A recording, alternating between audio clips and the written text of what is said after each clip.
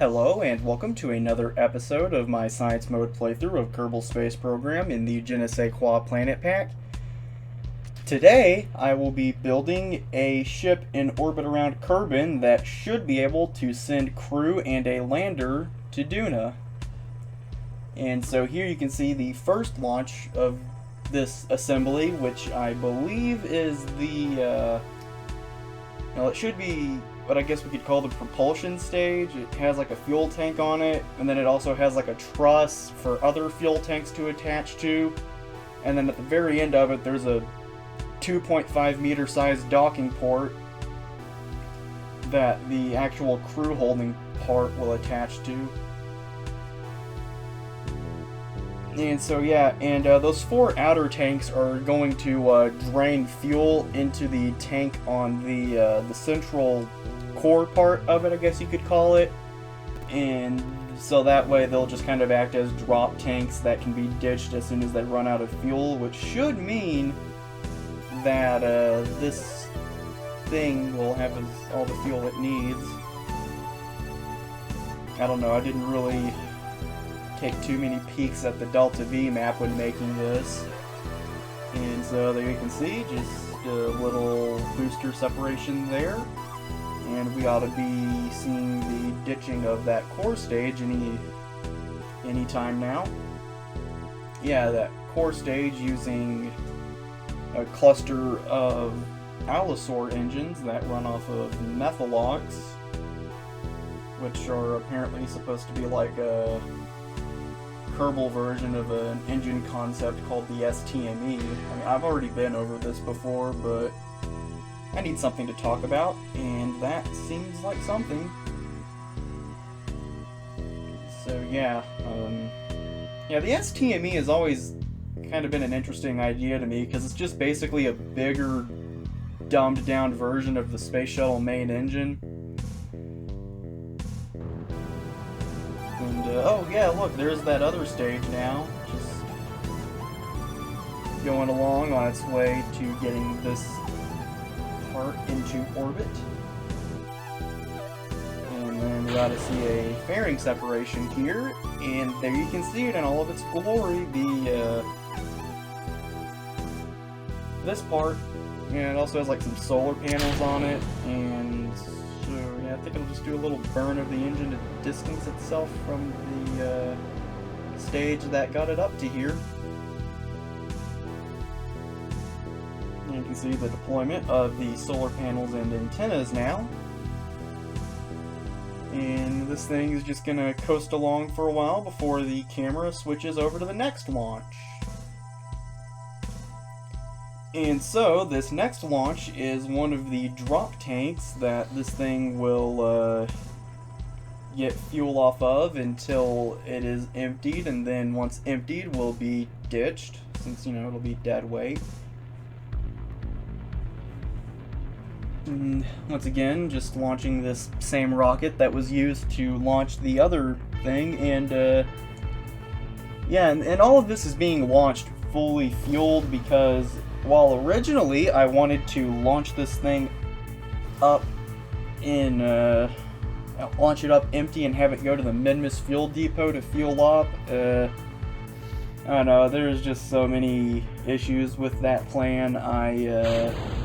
Or not really the plan, it's a good plan, it's just my execution was pretty, I don't know.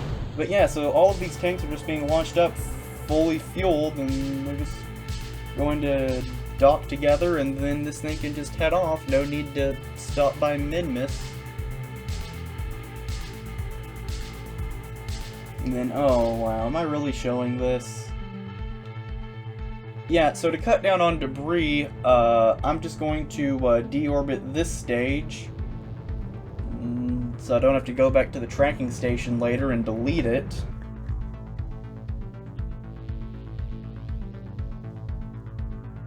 And so yeah, that just leaves us with this thing and its transfer space bit in orbit.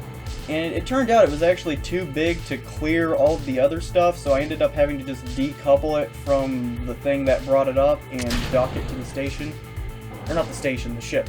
And then this next part, I did something kind of clever. I basically had it to where part of the service module decoupled off and just left this thing to dock itself, and then the other part could decouple and go away.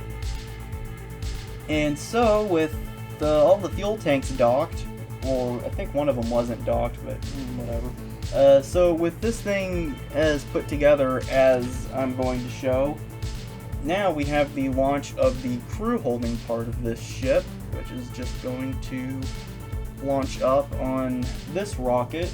It's not a very big module, so it didn't really need much to get it up, but I don't know, I'm pretty sure that's obvious enough. But whatever, now you know. And so yeah, this thing is just going to launch up. We ought to be seeing a booster separation pretty soon. And there it is. And then it'll just be up to this stage to get it up the rest of the way. And we ought to be seeing a stage separation if I didn't know any better.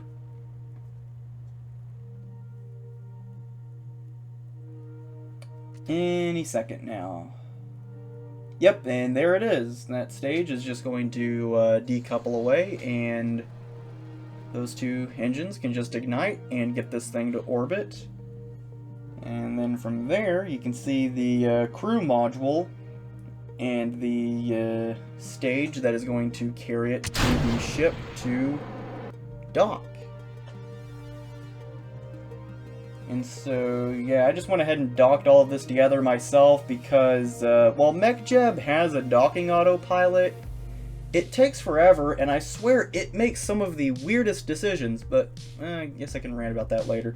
So here we have the lander, but it's not just the lander. This is also the part that is going to be the crew's little re-entry capsule, because the plan for this is that it will land on the surface of Duna, and then the I guess we'll just call it the return stage will decouple from the descent stage. Right, let's just talk about this like it's the limb. The ascent stage will decouple from the descent stage, and then from there it'll launch up to the Duna ship, dock to it, and then once the Duna ship is back in orbit around Kerbin, it can just undock from the mothership, deorbit, and then it'll decouple, and it'll be a standard re-entry from there. Yeah. And honestly, I don't think I really needed a rocket this heavy to launch this. I just used it for diameter reasons, and there you can see it is docked, and it'll just ditch its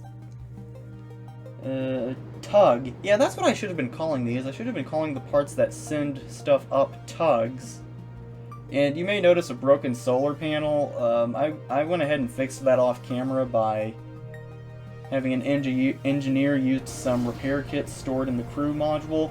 However, one thing that I couldn't fix with what was already there was the fact that it takes 2 engineers to deploy the artificial gravity centrifuge, so I just launched up an engineer and some other Kerbals to take care of that.